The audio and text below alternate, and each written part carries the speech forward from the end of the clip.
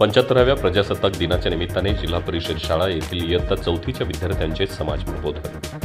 75व्या प्रजासत्ताक दिनाच्या निमित्ताने जिल्हा परिषद शाळा इटकरे येथील इयत्ता 4थीच्या विद्यार्थ्यांनी समाज प्रबोधनपर बेटी पढाओ आणि इयत्ता 6वीतील विद्यार्थ्यांनी प्लास्टिक हटाओ वसुंधरा बचाओ या नाटिका सादर केल्या।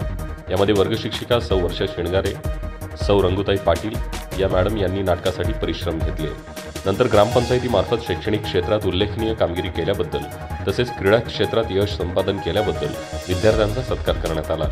बातमीचा आढावा घेतलाय आमचे प्रतिनिधी जितेंद्र करवते इटकरे यांनी। दादी, मुझे मेरी स्कूल की फी जमा करने, मुझे 200 रुपए चाहिए। राम राम राम। आजकल के लड़कियों को शर्म भी नहीं आती। तुम पहले पैदा होकर हम पर मेहरबानी कर चुके हो और पैसे मांगने तुझे शर्म भी नहीं आती। जा जा, एक आना भी नहीं दूंगी। दादी, मैं घर के सारे काम कर लूंगी, पर अब मुझे पढ़ाई करने दीजिए ना। मुझे पढ़ लिख कर पुलिस ऑफिसर बनना है और देश की सेवा करनी है।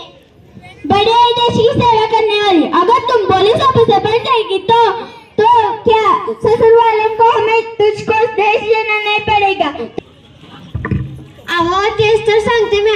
प्लास्टिकच्या कॅरी बॅगा तिनं चाऱ्यागत चगाल्या, तिच्या पोटात गेल्या म्हणून तिचं मरणच ओढवलं। तिचं बिचारं रेडकू रड रड रडलं, दुधा वाचून त्या लेकराचं अडलं। माझं मन खूप तडपडलं। प्लास्टिकचा कचरा हेच कारण, जनावरांचं ओढवतंय मरण, म्हणून म्हणते। सांगली डिजिटल जमाना, डिजिटल बातम्या।